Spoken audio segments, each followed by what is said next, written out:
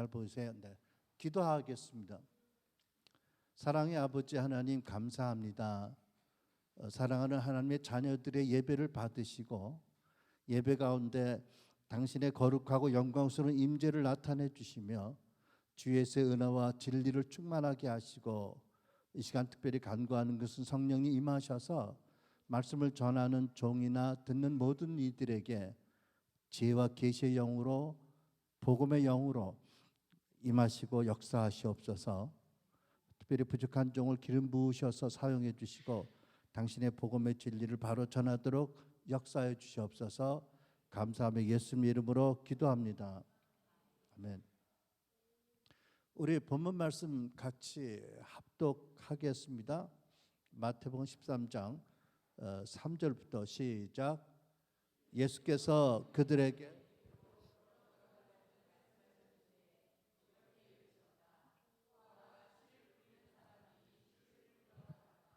그가 씨를 뿌리는데 더러는 길가에 떨어지니 새들이 와서 그것을 쪼아 먹었다.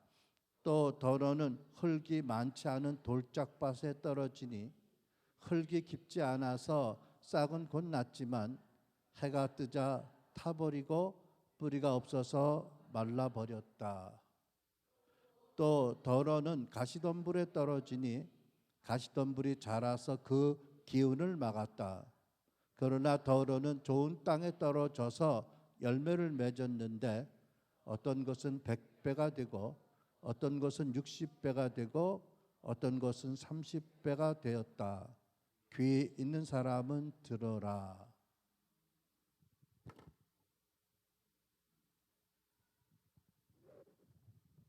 이 비유를 씨 뿌리는 비유라고 말씀합니다. 근데 이 비유는 그 공간 복음서 마태, 마가, 누가 복음에 다 기록되어 있는 말씀입니다. 그러니까 예수님께서 어디에 가시든지 가장 우선적으로 강조해서 가르치신 말씀이라고 믿어집니다. 그리고 예수께서는 너희가 이 비유를 이해하면 다른 비유도 이해할 수 있을 것이다. 너희가 이 비유를 이해하지 못하면 다른 비유를 어찌 알겠느냐라고 말씀하셨습니다. 굉장히 중요하게 예수님이 강조하신 말씀이기 때문에 오늘 이 예배 시간에 여러분과 나눌 설교 말씀으로 준비를 해보았습니다. 예수님께서 이 비유를 통해서 당신께서 성육신 하셔서 이 세상에 오신 목적이 무엇인지를 알게 하셨어요. 그것이 무엇일까요? 사단이 그때까지 세상의 왕으로 다스리었는데 하나님의 나라를 세우러 오셨다는 것입니다. 그리고 하나님의 나라는 씨를 뿌리는 농부가 씨를 뿌리듯이 예수님의 제자들이 복음의 씨를 뿌림으로 이 세상에 심어지고 확장이 되어진다라는 것을 기본적으로 가르치신 비유의 말씀입니다. 여러분들이 아마 잘 아시는 말씀이겠지만 오늘은 이 비유에 세 가지 주제가 있다고 믿는데 그 세 가지의 주제에 대해서 함께 생각해 보기 원합니다. 첫 번째 주제는 뭐지요? 다 같이 읽겠습니다. 시작. 농부입니다. 농부. 여러분 이 비유의 농부 첫 번째 농부는 누굴까요? 그것은 바로 예수님 자신이십니다. 그렇죠? 네. 예수님은 하늘아버지의 보내심을 받아서 이 세상에 오신 첫 번째 선교사십니다. 복음을 전하신 첫 번째 선교사세요. 여러분 믿으세요? 그 다음에 많은 농부들이 일어났지요. 예수님의 12 제자들, 사도들과 500의 제자들과 또 사도 바울과 많은 주의 종들이 천국의 농부로 사역자로 일어났습니다. 그러면 오늘 이 시대에 보령의 지역을 위해서 농부로 부름받은 분들은 누구실까요? 오늘 이 시대에 하나님 나라를 섬기도록 부름받은 농부들은 어디 있어요? 여러분 이 시간에 경건하게 가슴에 손을 대시고 납니다라고 고백하시기 바랍니다. 이 시대의 농부는 바로 접니다. 아멘. 좀 하세요. 다 보여요. 안 하는 거. 가슴에 손을 얹으시고 거룩하게 선서합니다. 나는 이 시대 하나님 나라를 섬기는 농부입니다. 제가 여러분 왜 여러분이 농부다라고 말씀하는지를 알기 원하시지요? 성경에 그렇게 기록되어 있기 때문입니다. 누가복음 9장 1절 2절 같이 읽습니다. 시작. 예수께서 그 12를 불러 모으시고 그들에게 모든 귀신을 제어하고 병을 고치는 능력과 권능을 주셨다. 먼저 12 사도들에게 농부의 하나님 나라를 섬기는 농부의 사명을 주시고 능력을 주셨다고 말씀해요. 그리고 누가복음 10장을 보면 어떤 말씀이 기록되어 있습니까? 같이 읽습니다. 시작. 그 후에 주께서 따로 70인을 세우사 거기에 있는 병자들을 고치고 또 말하기를 하나님 나라가 너에게 가까이 왔다 하라. 그러니까 12 제자 사도들에게만 이 사명이 주신 게 아니지요. 똑같은 사명을 70 제자들에게도 주셨어요. 여러분 믿으세요? 그 다음에 마가복음 16장 15절에 이렇게 분부하셨습니다. 시작. 너희는 온 천하에 다니며 만민에게 복음을 전파하라. 아마 500여 제자들이 모인 자리였을 거라고 생각합니다. 처음에는 12 제자들, 그 다음에 70 제자, 그 다음에 500명의 제자들에게 예수님이 친히 말씀하셨어요. 그리고 고린도후서 1장 21절로 22절 보면 이런 말씀이 기록되어 있습니다. 우리를 함께 시작. 우리를 너희와 함께 그리스도 안에서 굳건하게 하시고 우리에게 기름을 부으신 이는 하나님이시니 그가 또한 우리에게 인치시고 보증으로 우리 마음에 성령을 주셨느니라. 혹 정확한 분은 여기서 우리는 사도 바울과 디모데와 그 일행 아니냐라고 물으실지 모르겠어요.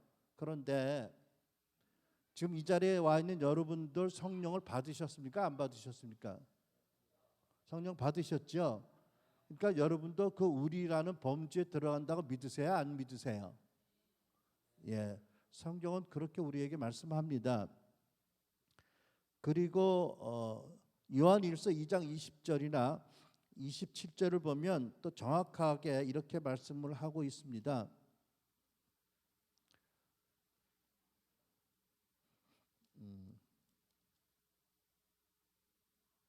너희는 거룩하신 자 하나님에게서 기름 부음을 받고 또 모든 것을 아느니라고 하셨습니다.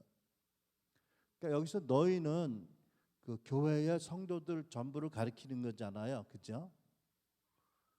그러니까 여러분들이 기름 부으심을 받았습니까? 안 받으셨습니까? 받았어요, 그렇죠? 흔히 목사나 선교사나 장로님에게 기름 부음을 받았다라고 하지만 성경적으로는 정확한 말은 아니에요. 모든 성도들은 예수를 구세주와 왕이라고 고백하는 모든 성도들은 성령이 임하셔서 그렇게 고백하는 것이고 그것은 곧 기름 부음을 받았다라는 의미입니다. 여러분 믿으세요? 그러니까 성령이 임하시고 기름 부음을 부으신 이유가 뭘까요? 어떤 사명이 있기 때문이죠. 그래서 기름 부음으로 능력을 주신 거잖아요, 그죠? 여러분이 어떤 사명이 있다고요? 이 비유의 농부처럼 복음의 씨를 뿌리고 밭을 갈고 추수를 할 사명이 있다는 말씀이지요. 동의하세요? 고린도전서 3장 9절에 보면 너희는 하나님의 밭이고 너희는 하나님의 집이다. 그리고 우리는 하나님의 동역자다. 이런 말씀이 있어요. 그래서 여러분 나는 저뿐만 아니라 우리 김익현 목사님뿐만 아니라 전사님뿐만 아니라 여러분 모두가 다 성령 받은 모든 크리스찬들이 하나님의 기름 부음 받은 자들이라고 믿습니다. 동의하십니까?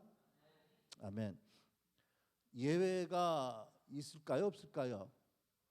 제 생각에는 없어요. 몸이 아파서 병원에 입원한 분도 거기서도 자기를 간병하는 간호원이나 의사 선생님이나 옆에 있는 환우들에게도 복음 전할 수 있고 전할 책임도 있어요. 믿으세요? 그냥 아주 임종의 자리에 있는 분은 모르겠어요. 그런 분들도요. 임종할 때 천국을 보고 놀라운 간증을 남기고 복음을 전한 분들이 있잖아. 그죠? 그러니까 예외가 없어요. 아멘. 아까 찬양하면서 나의 목소리 주님 귀에 곱게 곱게 들리기를라는 그 가사로 노래하면서 엉뚱한 생각을 했어요. 내가 이제 7순이 좀 넘었는데 얼마나 더 오래 살까? 한 10년 더 오래 살까? 어쨌든 83살에 죽는다고 치면 그때 화장을 하든 무슨 뭐 묘를 쓰든 내 육신은 썩어질 텐데 내 성대는 썩어질 텐데. 근데 여러분 아시죠? 내 이름이 성대고 내 성대는 그때 썩어질 거예요. 그죠? 흙으로 돌아올 거 아니에요. 그럼 그때까지 열심히 이 성대를 가지고 하나님께 기쁘시게 노래해야 되겠다. 아멘.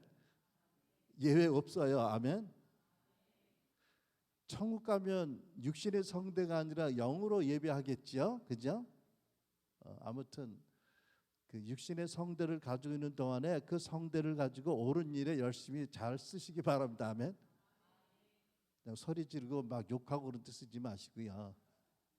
아무튼 예외 없이 여러분들이 다 하나님 나라 농부들입니다. 아멘. 우리 옆에 사람을 바라보고 좀 고백하고 주지시킬까요? 그 강조해서 말할 것. 당신은 천국의 농부입니다. 아멘. 옆에 사람에게 말씀합니다.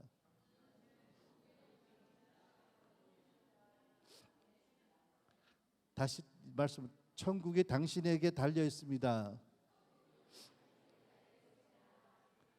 당신을 통해서 천국의 복음의 씨가 뿌려져야 합니다.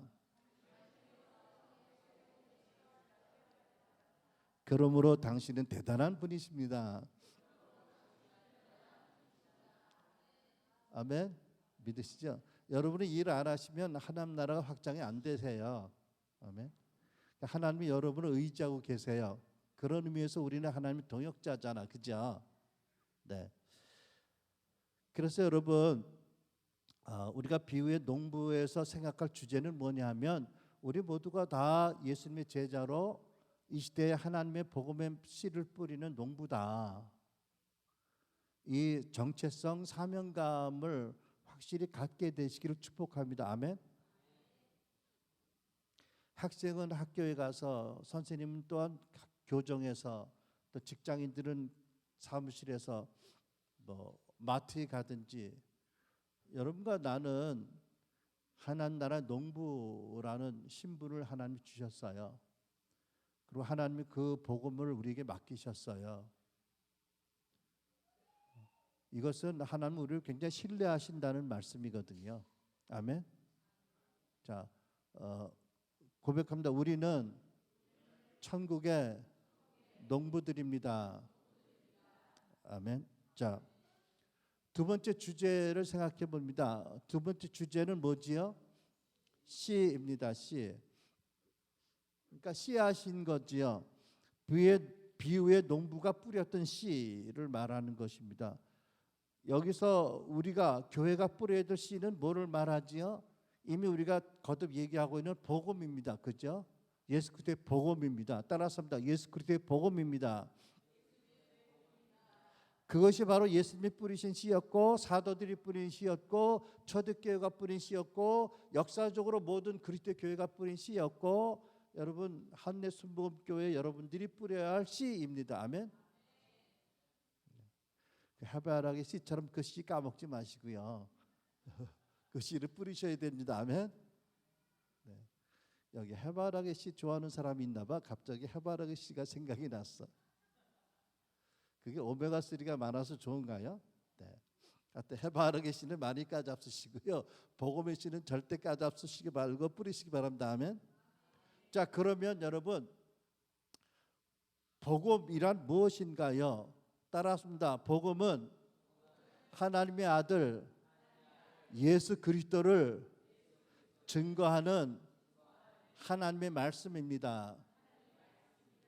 여러분 이해가 되시죠? 복음이란 하나님의 아들 예수 그리스도를 증거하는 하나님의 말씀이 복음입니다. 그러니까 이 성경책이 사실은 예수 그리스도를 증거하는 책이고, 이 성경책이 사실은 신구약 전부가 다 복음을 증거하는 책입니다. 아멘. 마가복음 1장 1절에 이런 말씀이 있어요. 하나님의 아들 예수 그리스도의 복음의 시작이다. 이걸 보더라도 복음이란 예수 그리스도가 하나님의 아들이라고 증거하는 하나님의 말씀이다라는 것을 알 수가 있죠.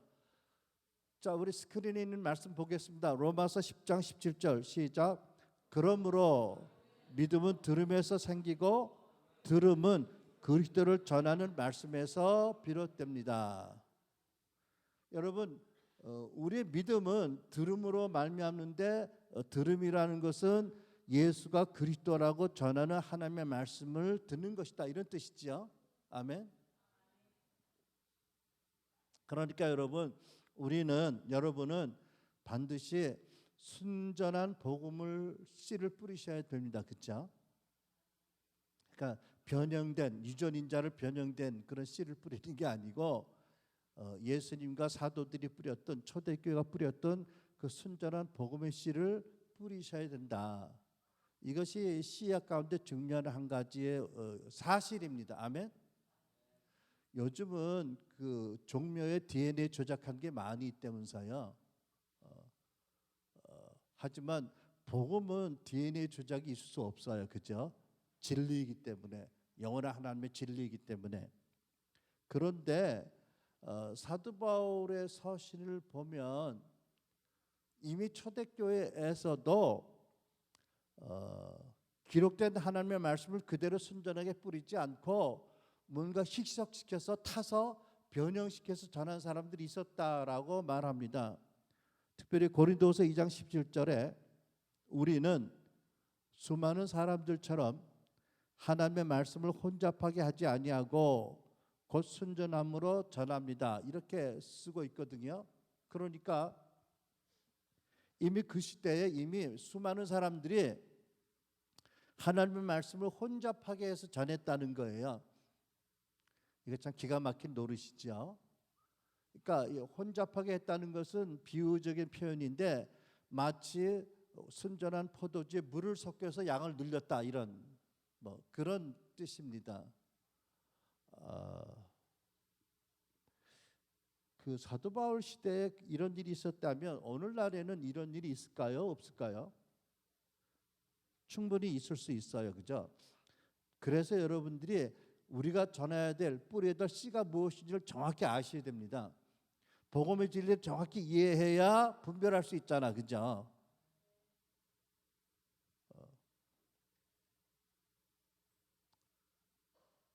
그러니까 은행에서 그 달러 위패를 가려내는 분들은 진패 달러를 많이 만져봤기 때문에 만져보면 안다는 거잖아요. 그러니까 여러분들이 그리스도의 복음의 진리를 정확히 알고 있으면 누가 어떤 말씀을 전하더라도 그것이 복음인지 아닌지를 쉽게 분별이 될까요? 안 될까요? 될 수가 있어요. 그죠? 네. 이렇게 비진리를 분별하기 위해서도 알아야 되지만, 더 중요한 것은 우리의 믿음이 진리 위에 바로 서기 위해서는 복음이 정확히 이해가 돼야 됩니다. 아멘. 여러분, 우리가 들음으로 말미암아 믿음이 생기고 믿음이 자라는데, 그 복음의 진리를 정확히 알고 있어야 우리가 그 진리의 토대 위에 우리의 믿음의 집을 바로 세울 거 아니겠습니까? 여러분, 우리 성전을 아름답게 지었는데 만약 이 성전을 지을 때 누가 잘못해서 이 기초를 이렇게 한 15도 삐딱하게 세웠다면 이 집이 오래 가겠습니까? 기울어진 운동장 위에, 기울어진 토대 위에 세워진 집이 오래 가겠느냐고요? 안 가겠죠. 이 복음은 우리 믿음의 토대입니다. 믿음의 토대가 진리로 온전해야 바로 믿음의 집이 세워집니다. 아멘. 그런 의미에서 여러분들이 복음을 확실히 알아야 될 필요가 있습니다. 그래서 예수님께서 베드로에게 너는 베드로라, 베드로란 이름의 뜻은 반석이잖아요. 내가 이 반석 위에 나의 집을 세우겠다고 하셨잖아요. 그러니까 반석이 굳건하고 건강하고 또 발아야 됩니다. 좀 반듯해야 된다는 거죠. 반석이 한 군데가 깨어져 있거나 반석이 기울어져 있다면 집이 바로 세워지지 못한다는 거지요. 그러니까 여러분, 우리의 믿음이 정말로 귀한 것이고 우리가 믿음으로 말미암아 은혜로 구원을 받고 있고 우리가 언제 죽든지 천국 가서 영원히 하나님을 섬길 것이고 이 땅에 살면서 하나님의 아들 딸로서 하나님과 동행하게 살려면 가장 중요한 기초가 뭐라고요?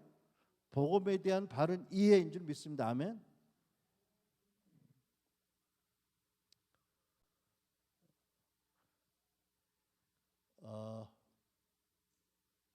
많은 분들이 저도 한동안 그렇게 우리 성도들을 훈련했고 저도 아마 그렇게 듣고 믿어서 구원받았습니다. 그러니까 하나님이 너무나 자비로우셔서 우리의 부족과 연약을 아셔서 그렇게 믿어도 구원해 주셨지만 예를 들면 이런 거예요. 예수는 구세주로서 우리 죄를 십자가에서 대속하셨습니다. 십자가에서 우리 죄를 대속하시고 죽으시고 부활하셔서 누구든지 예수 믿으면 죄사함 받고 구원 받고 성령 받고 영생 받고 언제 죽어도 천국 가고 하나님 축복을 받습니다. 라고 복음을 전했었는데 제가 목회를 하는 동안에 깨닫고 보니까 틀린 건 아닌데요. 이게 온전한 복음이 아니더라고요.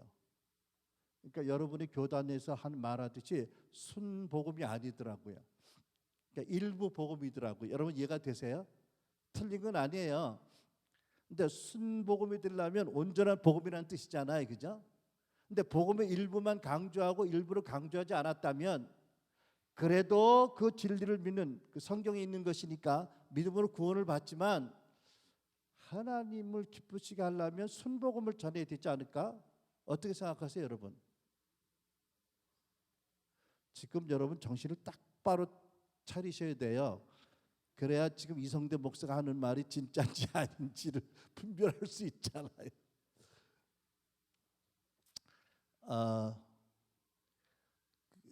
성경은 여러모로 예수 그리스도가 누구시고 무엇 하셨는지를 증거하고 있어요.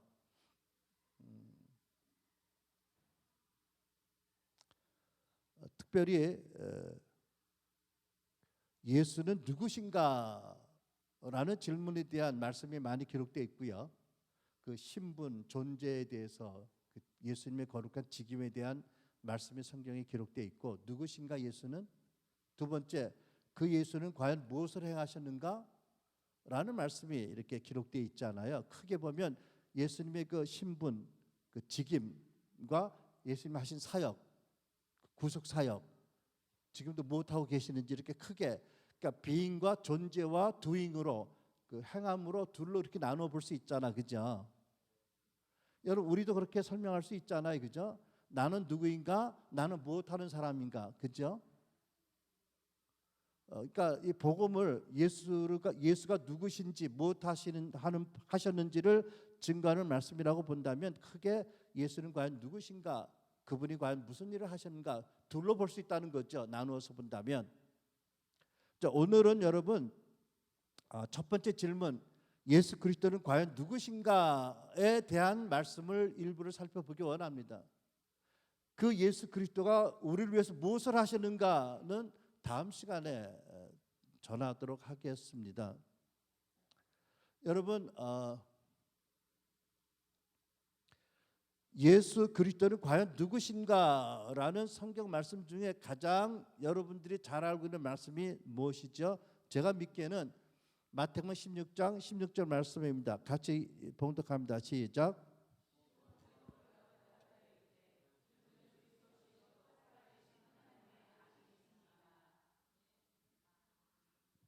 여러분 이렇게 고백하니까 예수님이 기뻐하셨잖아요. 그때 베드로의 마음에 어떤 믿음이 신앙이 있었을까요? 이 신앙 고백 안에 축약해서 고백했지만 첫째, 주는 예수 그리스도 당신은 살아계신 하나님의 아들이다라는 겁니다. 하나님이 살아계시고 당신은 그분의 독생자 아들입니다. 이렇게 고백한 거잖아요. 근데 그 유대인들의 그 사유 가운데, 표현 가운데 아들이라는 것은 아버지와 똑같다는 그런 개념이 있어요. 허기는 우리도 보면 주변에 꼭 찐빵들이 있잖아, 그죠? 아버지하고 똑같이 같은 틀에서 찍어낸 것 같은 아들들이 있어요, 그죠? 그 찐빵이다, 이게 표현이 요즘 옛날 표현인가? 아무튼 나는 재밌는데 여러분 하나도 재미없네. 아버지 딱 보면 누구 아들인지 아는, 교회도 그런 애들 있잖아, 그죠? 근데 그 정도가 아니라 아주 정확하게 같다는 의미가 있어요. 그러니까 예수 그리스도는 하나님 아버지의 신성과 그 영광과 거룩과 능력이 전적으로 동일하다, 이런 고백인 거예요. 진리입니다. 아멘. 진리입니다. 그 다음에 어떤 뜻이냐면 그리스도라고 고백하잖아요. 주는 그리스도라고. 그리스도라는 것은 헬라어로 메시아라는 단어인데 무슨 뜻이냐면 기름 부음을 받은 분이다라는 뜻입니다. 그러니까 베드로가 주는 그리스도시여라고 고백할 때 어떤 고백을 한 거냐면, 당신은 구약 성경에 기록된 대로 하나님을 섬기기 위해서 구약 시대에 부르심 받은 세 가지 직분의 기름을 다 받으신 분입니다 라는 고백입니다. 여러분 아시죠? 구약 시대 왕이나 선지자나 제사장을 임직할 때 하나님의 특별한 방법으로 만들게 하신 기름을 붓게 하셨어요. 왜? 그 거룩한 하나님을 섬기는 직임을 감당할 능력을 달라고. 그러니까 왕이십니다. 당신은 왕이라는 거죠. 그 왕으로 오신 예수님은 그때까지 이 세상을 다스리던 마귀 사단의 권세를 깨트리셨어요. 아멘. 예수님 오시기 전까지 이 세상은 마귀가 임금으로 다스렸거든요. 근데 하나님으로부터 왕의 기름 부음 받은 예수가 이 땅에 오셔서 마귀의 권세를 깨트리시고 하나님 나라를 세우기 시작하셨어요. 아멘. 두 번째, 선지자의 기름 부음 받은 예수님은 오셔서 나를 본 자는 아버지를 보았다라고 확실하게 말씀합니다. 나를 본 자는 아버지를 보았다. 나는 아버지 스스로 말하는 것이 아니고 스스로 행하지 않고 오직 아버지가 하라는 말씀을 전하고 아버지 뜻대로 행한다. 그러므로 나를 보았느냐? 너희들은 아버지를 본 것이다 라고 말씀하죠. 완전한 계시자다 라는 뜻입니다. 세 번째, 제사장 기름 부음 받은 예수님, 십자가에서 돌아가시고 부활하셔서 아버지 우편에 가서 영원히 우리를 위해서 중보하시며 우리를 위한 제사장으로, 영원히 바뀌지 않는 제사장으로 살아계시는 분이다 라는 것이 아마 베드로의 신앙 고백 안에 있었던 믿음이라고 생각을 합니다. 아멘. 여러분도 이러한 믿음의 고백을 가지시기 바랍니다. 여러분도 이러한 이해로 복음을 받아들이시기 바랍니다. 아멘. 그런데 제가 성경을 보니까, 물론 성경에는 예수님에 대한 많은 그 증거가 있어요. 그분은 교회 머리시다. 이 한내 순복음교회 머리가 누구시라고요? 김익천 목사님인가요? 아니요. 한내 순복음교회의 머리는 누구세요? 예수 그리스도죠. 또 예수 그리스도는 교회의 영원한 신랑이다, 이런 말씀도 있지요, 그렇죠? 하지만 이제 가장 중요한 것을 먼저 생각해 보는 중인데, 저는 베드로의 신앙 고백이 가장 널리 설교되어지고 믿어지는 고백이라고 믿고 진리라고 믿지만, 베드로보다 더 정확하게 고백한 그 그리스도가 누구신지에 대한 말씀이 성경에 다른 곳에 있다고 믿습니다. 여러분도 그렇게 생각하세요? 그게 어떤 말씀인지 찾아보신 적 있으신가요? 누가복음 2장 11절 말씀은 아기 예수 탄생하셨을 때 들판에서 양떼를 지키던 목자들에게 나타난 누구가 전한 말씀이에요? 천사들이 전한 누구의 말씀이에요? 하나님 말씀이잖아요. 그러니까 인간 베드로가 성령으로 말미암아 고백한 것도 귀중한 신앙 고백이고 진리이지만, 천사들이 전한 말씀 그대로도 또한 놀라운 진리이잖아요. 그때 천사들이 뭐라고 아기 예수에 대해서 증거했나요? 같이 봉독합니다. 시작. 오늘 다윗의 동네에 너희를 위하여 구주가 나셨으니 곧 그리스도 주시니라. 여기 보면 예수님을, 아기 예수를 세 가지 이름으로 설명을 합니다. 첫째는 뭐라고 말씀했어요? 구주입니다. 영어로 세이비어입니다. 구세주입니다. 예수 그리스도는 온 인류를 위해서 유일하게 보냄받은 구세주인 거 믿으시지요? 그 구세주가 십자가에서 돌아가심으로 우리 죄를 용서하시고 우리를 하나님과 화목하게 하셨어요. 아멘. 그 예수가 구세주예요. 그죠? 우리의 구세주입니다. 우리를 영원한 죄의 저주에서 구원하신 분. 근데 그분이 또 뭐라고 말씀하세요? 천사는 그리스도라고 말합니다. 메시아라는 거죠. 그러니까 유대인들이, 이스라엘들이 대대로 몇천 년 동안 기다려왔던, 구약에 거듭 약속되었던 바로 그 메시아가 아기로 오셨다, 이런 뜻이잖아요. 그죠? 우리 한국 크리스찬들에게는 약간은 좀 거리감이 있지만 유대인들에게는 이거 뭐 절대적인 갈망이고 진리입니다. 그죠? 메시아다. 아까 말씀드렸죠? 세 가지 기름 부음을 받은 하나님이 보내신 메시아다. 이 메시아를 얼마나 기다렸습니까? 메시아다. 세 번째 뭐라고 말씀하죠? 주라고 말씀하죠. 주. 이 주자는요, 다른 주가 아니고 왕이라는 왕 주자입니다. 그죠? The Lord, 영어로 The Lord, 주님입니다. 그냥 A Lord가 아니고 A King이 아니고 The King입니다. 여러분 이해가 되시죠? 정관사 더가 붙었다는 얘기는 왕 중에 왕이라는 뜻이죠. 모든 왕들을 세우고 멸하시는 분이 바로 이 아기로 오신 예수님입니다. 이런 뜻이지요. 여러분 믿으세요?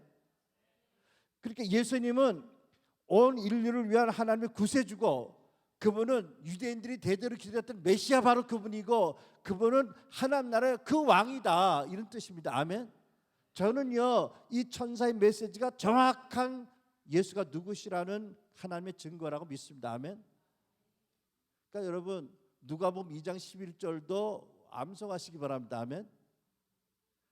예수가 누구신가에 대한 정확한 하나님의 진리 말씀입니다. 세 가지로 말씀했지요. 메시아고, 그분은 구세주고, 그분은 왕이다. 근데 여러분 구약 사사기에 보면 이런 씁쓸하게 느껴지는 말씀이 4번이나 기록되어 있어요. 사사기 17장 6절에서부터 시작되는데 4번 똑같은 말씀이 사사기에 기록되어 있거든요. 따라서 합니다. 그 시대에 이스라엘에 왕이 없으므로 사람마다 자기 속에 오른 대로 행하였더라. 제가 무슨 말씀을 하는지 이해가 되시죠? 우리가 복음을 전할 때 예수가 우리를 죄와 저주에서 구원하신 구세주라고 전하는 것도 진리이지만, 그렇게만 전하는 것은 순복음이 아니라고 말씀드리는 거예요. 어떻게 전해야 된다고요? 예수는 구세주고 왕이라고 전해야 된다는 거죠. 최소한. 여러분 이해가 되세요? 우리를 영원한 저주와 수치와 고통에서 구원하시기 위해서 십자가 죽으셨던 뿐만 아니라 그분이 살아계셔서 이제 하나님 나라의 왕으로 우리를 다스리신다. 나는 그분에게 충성을 맹세한 자다라는 고백이 있어야 됩니다. 아멘. 그렇지 않으면 예수를 구세주로 믿고 구원받았는데 그 다음에 죄 용서 받았으니까 어떻게 살아도 나는 예수를 구백하면 천국 갈 거니까 내 마음대로 살겠다. 이거는 복음이 아니라는 거지요. 아멘. 그분이 말씀과 성령으로 우리를 다스리신다, 억압하는 게 아니라 친절하심으로 선하심으로 우리를 귀하게 보시고 우리를 타일러 가시면서 감동하시면서 우리를 이끌어가는 놀라운 왕이다. 이런 신앙 고백이 분명히 있어야 됩니다. 아멘. 앞으로 이 교회 물론 그전에도 있었기를 바라지만 예수가 구세주이고 왕이라는 고백이 분명히 있어지기를 축복합니다. 아멘. 왕이라고 분명히 고백하지 않으면 자기 소개를 선한 대로 하다 보면은 서로 간에 충돌도 있고 분열도 있을 수 있고 서로 아픔을 주는 일도 있을 수 있고, 그죠? 방탕할 수도 있는 거지요. 아멘.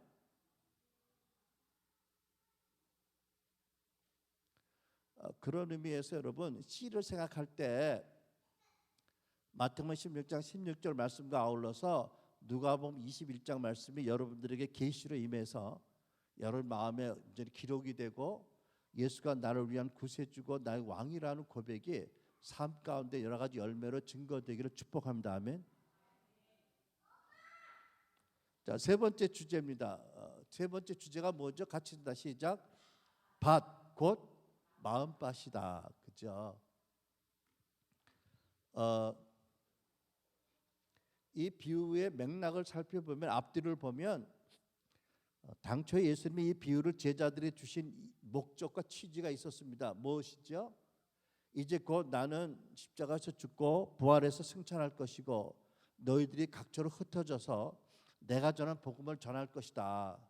너희들은 농부다. 순전한 씨를 근면하게 뿌려라. 그리고 밭을 잘 가꾸어라. 그래서 많은 소출을 맺어라. 그래서 많은 소출을 하나님 나라로 들어오게 하라. 이런 말씀으로 의도로 주신 말씀이죠. 아멘. 그러니까 이제 우리는 농부로서 어떤 씨를 뿌려야 되는지, 또 어떻게 근면함으로 또 예수님을 따라서 뿌려야 될지를 생각해 보았다면, 이제는 또 좀 더 다른 각도로 우리 개인을 위해서 우리의 마음밭을 생각해 보기를 바랍니다. 여러분, 비유에 네 가지 종류의 흙이 나오죠. 저기 기록되어 있습니다. 같이 있습니다. 시작. 길가, 돌짝밭, 가시덤불, 좋은 땅, 옥토. 길가는 뭐죠? 여기 보면 저희가 머무는 목사님 그 사택에도 보면은 그 논들이 있더라고요. 논에 두렁들이 있잖아요, 그죠? 그 두렁은 이제 논의 경계, 밭의 경계를 표시하고 또 농부들이 다니면서 통로로 쓰는 곳이잖아요. 그러니까 많이 디디고 다녔기 때문에 단단해진 거예요, 그죠? 그러니까 마음이 단단하다라는 뜻으로 이제 길가 같은 밭이다라고 말씀한 거죠. 그 다음에 돌짝밭이 뭐예요? 밭을 일구게 했는데 워낙 자갈이 많고 잡석이 많아가지고 거의 소출이 안 되는 땅을 돌짝밭이라고 그러죠. 그 다음에 가시덤불은 뭐예요? 워낙 가시덤불이 무성해서 복음의 씨가 안 자라. 염려, 근심, 걱정, 원망, 시비가 많아서 이런 종류의 밭도 있다는 거잖아요. 그런데 똑같은 씨를 뿌려도 어떤 밭이 30배, 60배, 100배의 소출을 맺지요? 어떤 밭이 30배, 20배, 100배를 맺어요? 좋은 땅, 옥토, 그죠? 그런데 질문이 있습니다.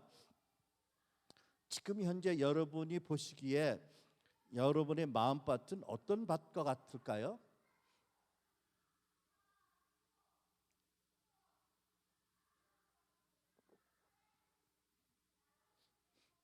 어떤 밭에 가까울 것 같으세요? 옥토이기를 축복합니다. 아멘. 근데 옥토에는 증거가 있어요. 열매가 있어요. 좋은 열매가 많아요. 성령의 열매, 선행의 열매, 섬김의 열매, 아름다운 열매들이 많잖아요. 추수의 수확이 많고요. 그런데 여러분들을 통해서 얼마나 많은 영혼들이 추수되었는지, 또 얼마나 많은 이들이 격려를 받고 얼마나 많은 이들이 도전을 받고 영적으로 성장했는지는 여러분이 아시잖아요. 저는 몰라요, 그죠? 이제 그렇게 많은 열매가 있는 분들은 옥토의 마음을 가진 사람들이고, 안 그런 분은 여러분이 혹시 똑똑하고 굉장히 리더십이 있고 행정력이 있고 영향력이 많을지라도 안타깝게도 예수님 보시기에는 옥토가 아닐 수 있어요. 어떨까요? 그냥 예를 들어서 예시적으로는 비유에 네 가지 흙이 나오는데, 아무튼 똑같이 좋은 씨를 뿌려도 열매를 많이 맺는 흙은 딱 하나, 뭐라고요? 좋은 흙, 좋은 땅, 옥토입니다. 여러분들과 제가 옥토가 되어서 우리 마음이 많은 열매를 맺으면 하나님께로부터 많은 상급을 받을 거예요. 이 땅에서도 저 천국에서 물론. 그러니까 이 땅의 인생이 80년, 90년을 사는데 여러분의 마음을 기경해서 옥토가 되기 위해서 쉽지 않은 수고를 하더라도 할 수만 있다면 그것은 말할 수 없는, 비교할 수 없는 영원한 영광으로, 축복으로 거두게 된다. 아멘. 이거 같이 수지 맞는 비즈니스는 없어요. 어떻게 생각하세요? 그렇지 않나요? 네. 그러니까 여러분, 여러분의 사는 모습, 특별히 여러분의 마음밭이 어떤지를 여러분이 스스로 진단하고 바로 아셔야 돼요.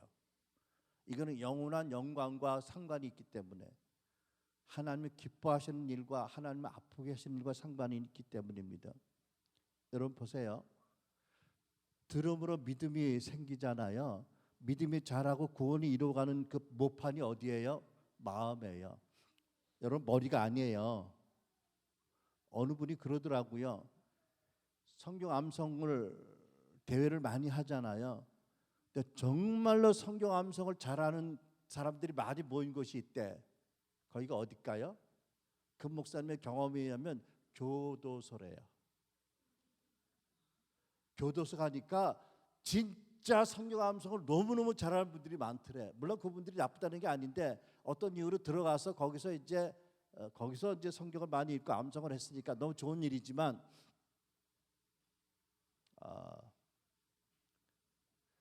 성경 암송을 아무리 잘해도 바리새인 같다면 예수님이 독사의 새끼라고 매우 진노하시거든요. 그러니까 머리가 아니라 마음이라는 얘기를 드리는 거예요, 여러분. 마음이요. 마음. 그러니까 여러분, 우리는 내 인생을 살면서 가장 우리가 돌봐야 될 것이 몸도 있고, 또 직업도 있고, 가족도 있고 다 있지만 가장 우선적인 것이 무엇이 되어야 될까요? 따라서 나의 마음입니다. 아멘. 따라서 하시는 분이 한 분밖에 없어. 우리 사모님밖에. 따라서 합니다. 시작. 가장 중요한 것은 나의 마음입니다. 여러분 마음밭이 황폐하거나 돌짝밭 같다면 아무리 복음을 설교를 열심히 들어도 하셔도 열매를 수확을 못 맺어요. 그렇죠? 여러분이 예수님을 닮아가는 것은 마음이 예수님 닮는 거예요. 그렇죠? 외모로 예수님을 수염을 기르고 머리를 길게 한다고 닮는 거 아니잖아. 아시죠? 네. 그러니까 여러분, 여러분의 마음밭을 책임져야 될 분은 누구예요? 여러분 목사님이 아니세요. 누구예요? 본인이세요. 아울러서 여기 우리 사랑스러운 자녀들이 있는데 이 어린 자녀들의 마음밭에 책임을 질 사람이 누굴까요? 엄마와 아빠예요. 그렇죠? 에베소서 6장 말씀, 자녀들을 노엽게 하지 말고 오직 사랑과 말씀으로 양육하라. 이 아이들이 성인이 되기 전까지 이 아이들의 마음밭을 책임지는 사람이 누구라고요? 따라서 합니다. 납니다. 자식 있는 분들은, 애들은 말고, 내가 우리 자녀들의 마음밭을 관리하는 농부입니다. 시작.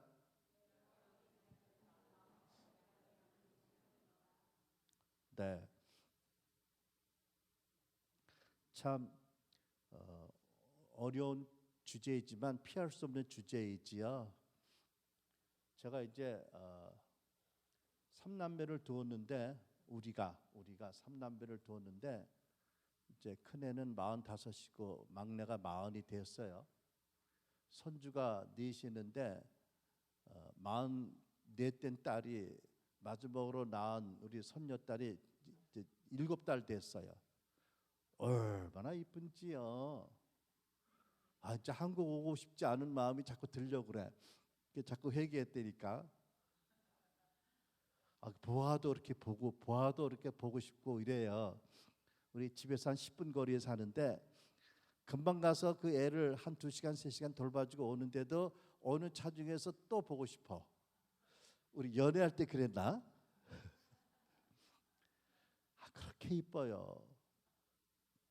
근데 이제 그 집에 우리 큰 딸아이, 집에 손주가 셋인데 초등학교 3학년, 1학년 들어간 또 여자아이, 큰애는 남자아이, 7달 된 손녀딸이 있는데, 미안하게도 우리 큰 손주는 마음의 상처가 좀 있는 것 같아. 있을 거야. 한번 이런 일이 있었어요. 우리 사위하고 나하고 그때 우리 막내 태어나기 전이니까 이제 우리 손주하고, 손주가 그때 아마 초등학교 1학년 때일 거예요. 손녀딸 유치원 들어가기 전에 애를 데리고 우리 손자가 다니는 학교 바로 옆에 개울이 있는데 개울에 가서 놀러 갔거든요. 숲에 산책하러 갔는데 내가 이렇게 보니까 갑자기 그냥 산만한 곰이요. 어마어마한 곰이 그 산등성이 이렇게를 타고 가는 거예요. 우리는 약간 비탈길 옆에 이렇게 개울 옆에 있는데 와 정말 놀랐어요. 보통 큰 곰이 아니야. 그래가지고 내가 야 스티브 조용하게 겁먹어서 빨리 얘기 안 와, 빨리 안 와. 곰. 그때 보니까 이놈도 겁이 났어. 그러니까 얼른 자기 딸을 안더라고. 그리고 내 딴에는 지혜를 짜내서 좀 더 앞을 걸어가면서 곰은 이렇게 가고 우리도 이렇게 가고 있는데 내가 손바닥을 치면서 일부러 크게 소리를 냈어요. 왜? 곰이 놀리지 않도록 사람 여기 있다. 갑자기 놀래서 공격하지 말아라 이런 이제 사인을 준 거거든요. 그랬는데 다행히 곰이 워낙 거만해가지고 우리 같은 거 쳐다보고 가더라고 지갈 길을. 그래서 별일 없었는데 나중에 우리 손주가 나한테 와서 정중하게 묻더라고. 할아버지 왜 아까 나를 안 왔어? 왜 나를 안 왔냐요. 그럼 내가 얼마나 당황이 되는지요. 너는 나보다 더 달찌잖아. 그리고 넌 무겁잖아. 그랬는데 두고두고 사니까 후회가 되는 거예요. 그죠? 그 아이가 상처를 받았구나. 어? 지 아빠는 지 여동생을 안고 그럼 저는 할아버지라도 안아야 되는데 할아버지는 자기를 안 안아주고 할아버지가 먼저 도망을 갔다 이러고 볼 수도 있잖아 상황적으로.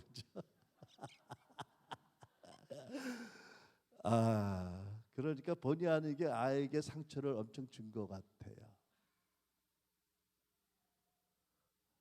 그리고 우리 그 큰 손주는 2살 되기 전에 1살 반 때에 우리 딸아이가 비행기 승무원인데 그때는 아이를 낳고 1년 반 휴가가 밖에 안 돼서 1살 반 된 아이를 이제 데이케어에 그 타가원인가요? 넣고 이제 출근을 했는데 그때마다 그렇게 몸부림을 치고 지 엄마를 붙잡고 안아주고 그렇게 울었대요. 그래도 가야 되잖아, 그죠?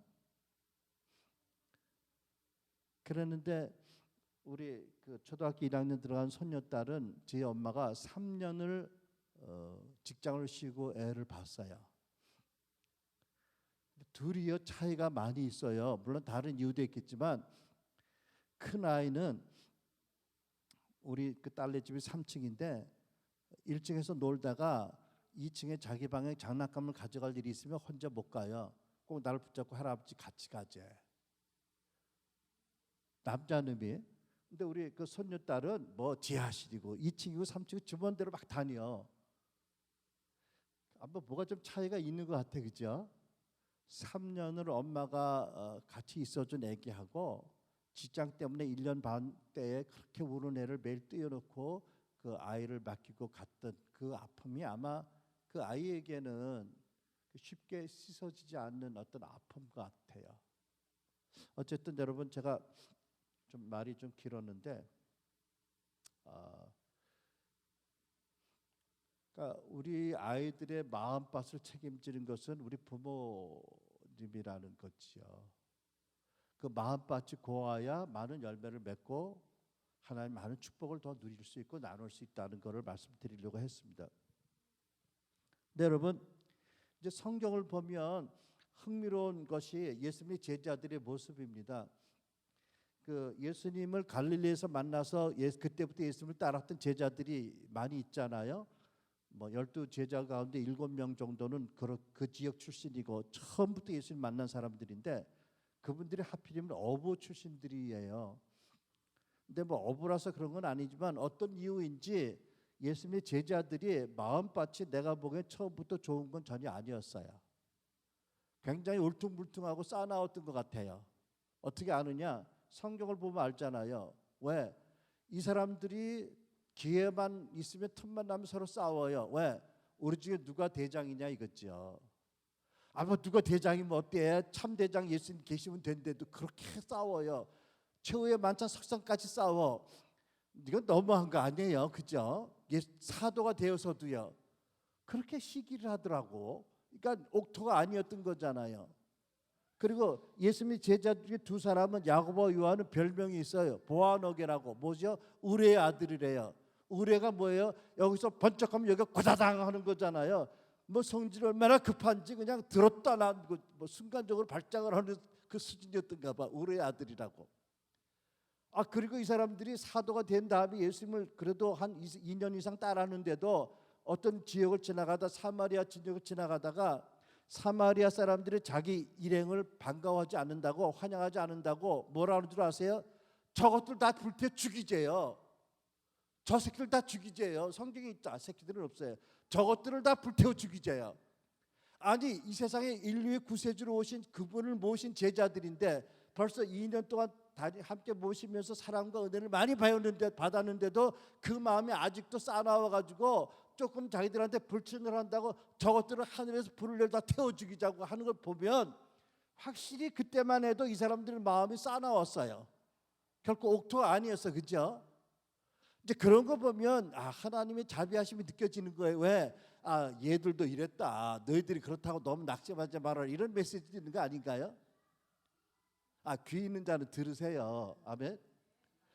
그런데 이분들이 사도행전으로 넘어가면 바뀌잖아요, 그죠?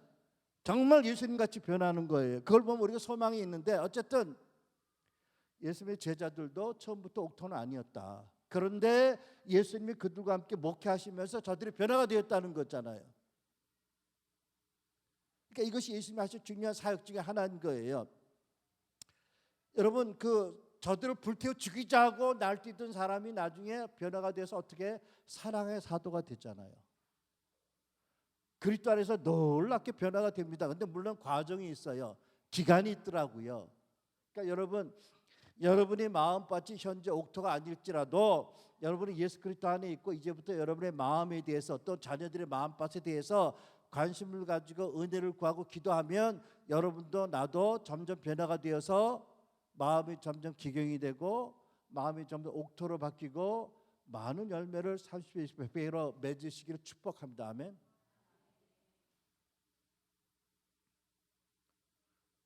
네,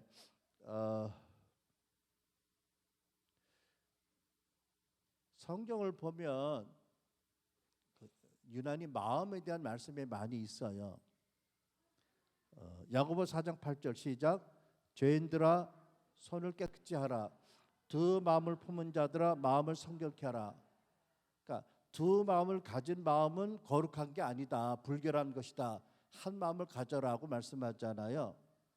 히브리 3장 12절 시작. 형제 자매 여러분 가운데 믿지 않은 악한 마음을 품고서 살아계신 하나님을 떠나는 사람이 아무도 없도록 조심하십시오. 여러분 형제 자매라는 것은 히브리 교회 성도들이라는 뜻이잖아요. 히브리 교회에 소속한 성도들 가운데 마음에 믿는 마음도 있지만 믿지 않은 악한 마음을 가진 사람들이 있다는 거예요.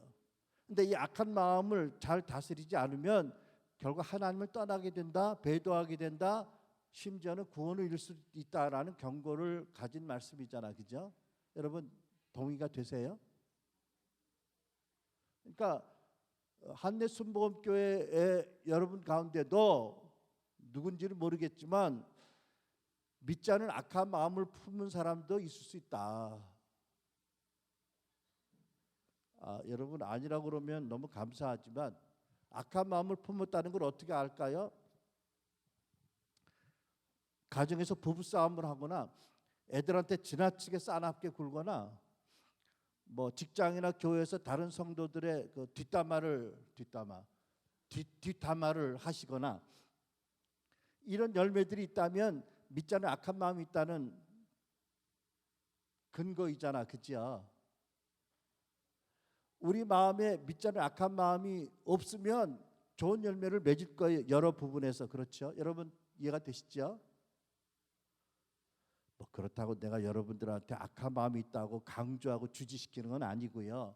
하나님의 은혜 가운데 자신의 마음을 돌이켜 보시도록 드리는 말씀이에요. 그 다음에 이사야서 61장 1절 말씀 같이 쓴다. 시작. 주 여호와의 영이 내게 내리셨으니 이는 여호와께서 내게 기름을 부으사 나를 보내사 마음이 상한 자를 고치며 네, 사람들 중에는 하긴 대부분이 그럴 수 있을 거예요. 상한 마음을 가진 분들이 있지요. 여러 가지 이유로 마음이 상한 자. 근데 하나님께서는요, 그 마음 상한 자를 고치도록 메시아를 보내셨다라고 말씀하세요. 예수님이 오시면 우리 상한 마음을 고쳐주세요. 왜? 상한 마음을 가지고 있으면 그 마음에 묶여서 전진을 못해요. 그렇죠? 상한 마음 때문에 시야가 좁아지고 상한 마음 때문에 성장이 안 되거든요. 그러니까 상한 마음을 고쳐주시겠다고 말씀하세요. 이 시간도 하나님께서 여러분을 당신의 사랑으로 또 기름 부으심으로 상한 마음이 있다면 그 마음을 고쳐주시기를 기도합니다. 그 다음에 에베소서 4장 18절 시작. 그들의 마음이 굳어짐으로 말미암아 하나님의 생명에서 떠나 있도다. 마음이 굳어진 사람들이 있대요. 근데 그 위에 에스겔서 11장 19절 시작. 내가 그들의 몸에서 돌같이 굳은 마음을 없애고 살같이 부드러운 마음을 주겠다. 근데 저는 이 진리를 몰랐어요. 오랫동안 예수님 만나기 전까지.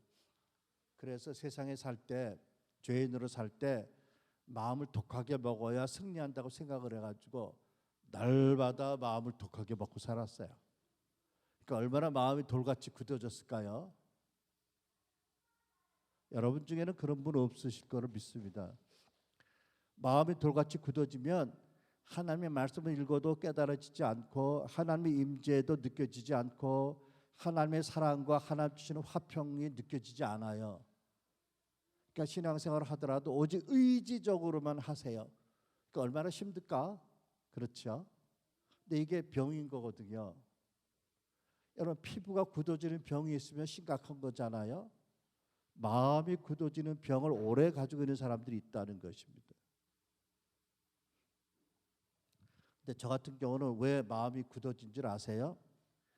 나는 어려서부터 하나님 말씀을 몰랐기 때문에 이런 말씀이 있는지 몰랐어요. 맹세하지 말아라. 도무지 맹세하지 말아라는 말씀을 몰랐기 때문에 나는 어려서부터 이렇게 늘 되뇌이고 살았습니다. 나는 기억하지 않을 거야. 나는 생각하지 않을 거야. 나는 느끼지 않을 거야. 왜? 고통스러우니까. 슬프니까.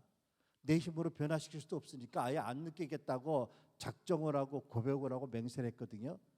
그랬더니 여러분 점점점 내 마음이 돌같이 굳어진 거예요. 근데 마음이 돌같이 굳어지면 정서적으로도 굳어질 뿐 아니라 이성적으로도 어리석어지게 되고 판단도 흐려지게 되고 모든 면에서 하나님이 주신 기능이 저하되는 거예요. 몰랐어요. 그래서 마음이 굳어져서 하나님의 생명에서 떠나 있다고 하잖아요. 그렇죠?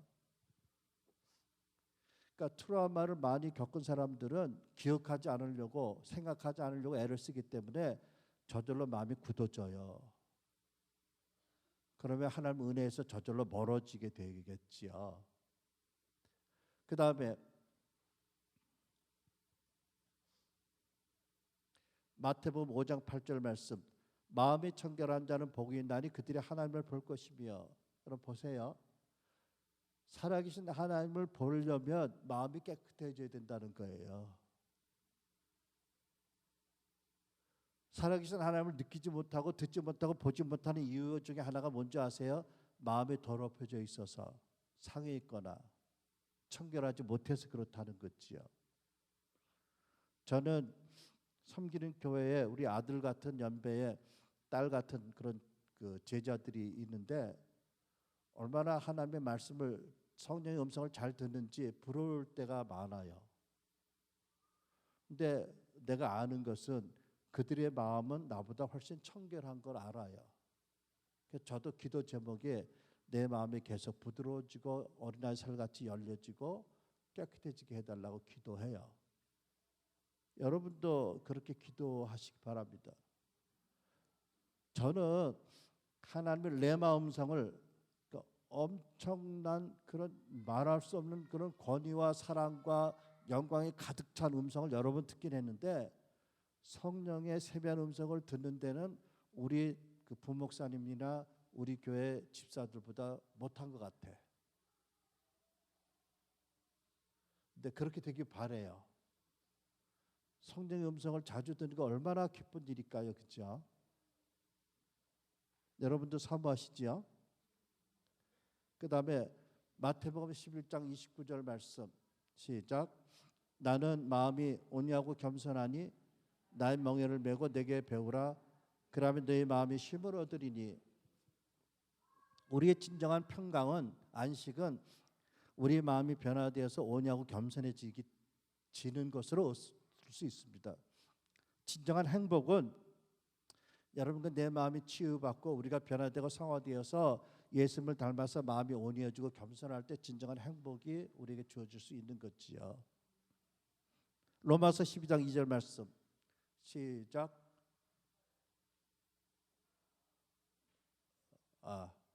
제가 읽어드릴게요.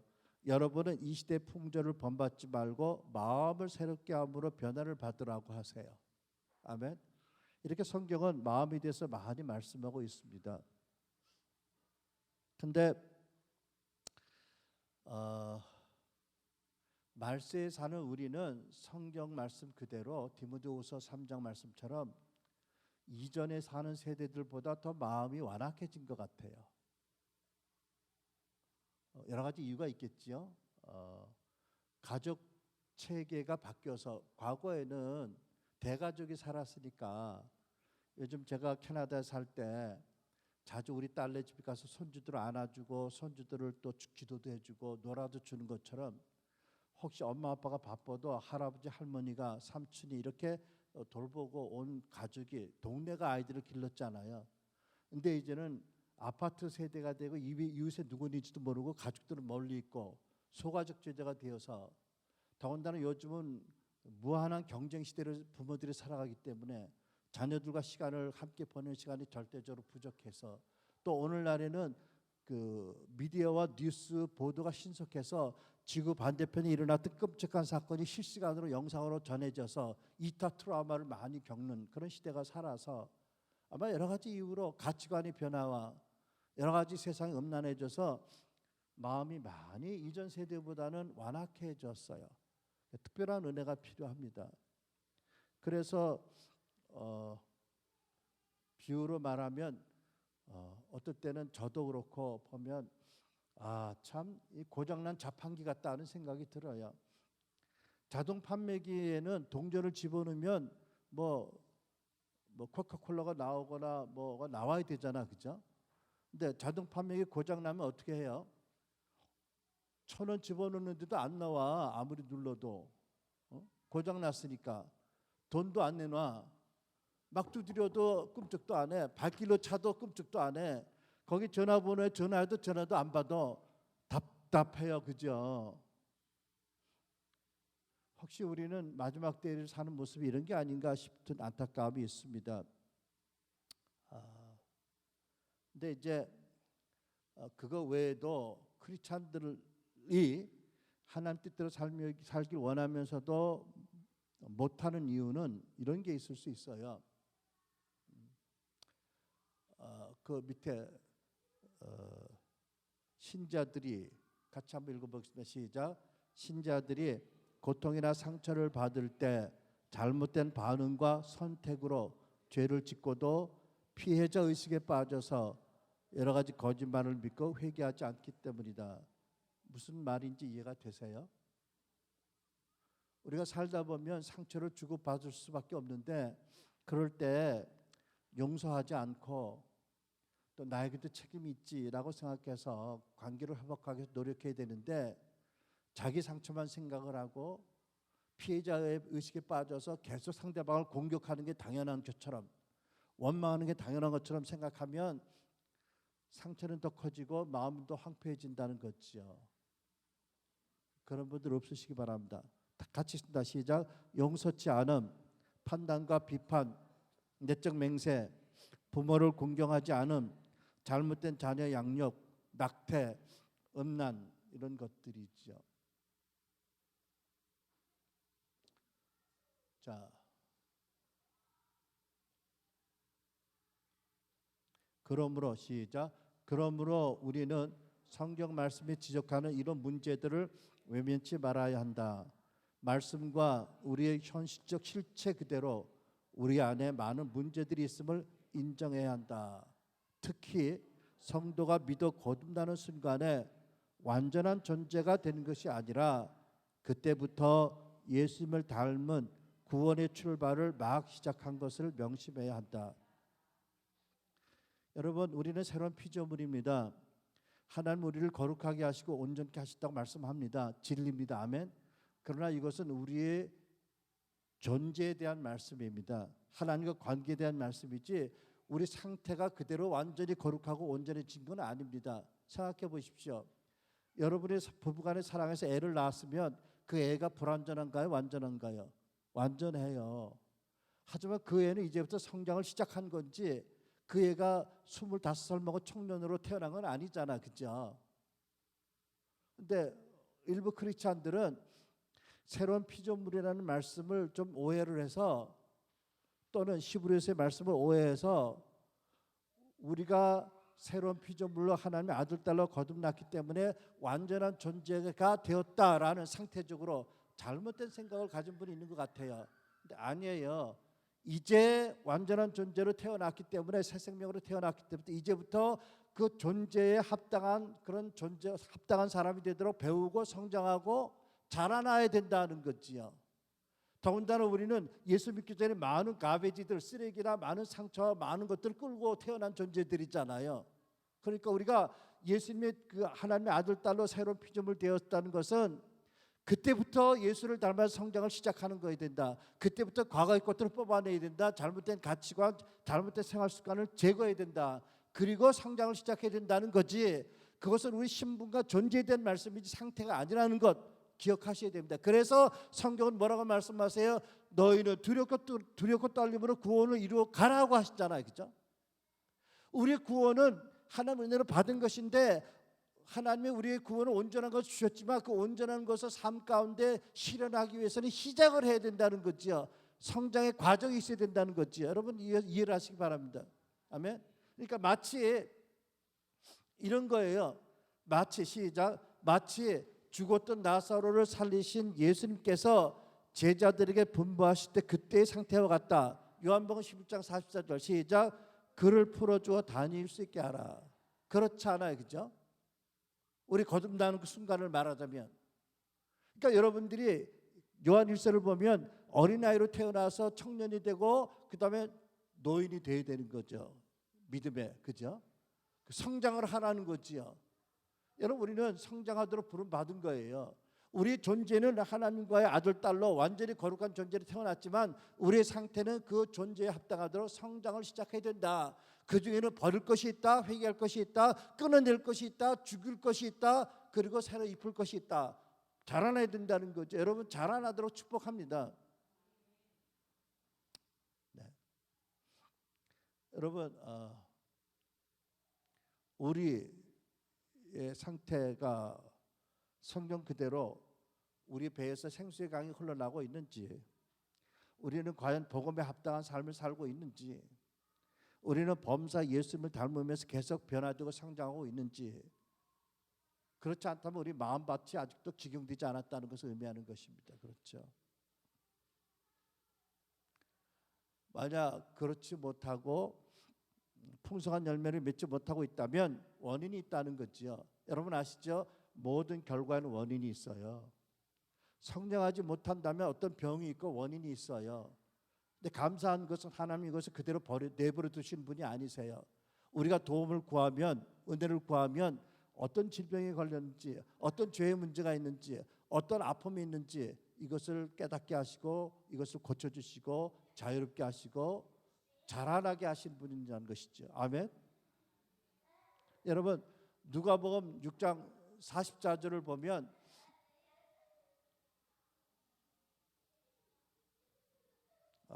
예수님께서 제자들에게 너희는 어찌하여 나더러 주여 주여 하면서 왜 내 말대로 안 행하느냐고 말씀하세요.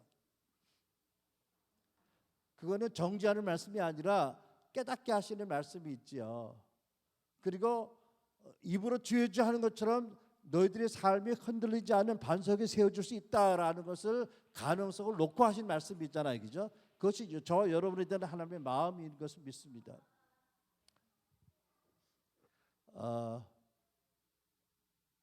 마지막으로 같이 읽습니다. 시작. 이렇게 마음의 치유와 변화를 받고 부활하신 주님의 마음을 구하며 꾸준히 주님을 바라보면 주님을 점점 더 닮아가면서 풍성한 열매를 맺고 진정으로 행복하게 되고 하나님을 더 많이 기쁘시게 하는 여러분이 되길 축복합니다. 아멘. 기도하시겠습니다.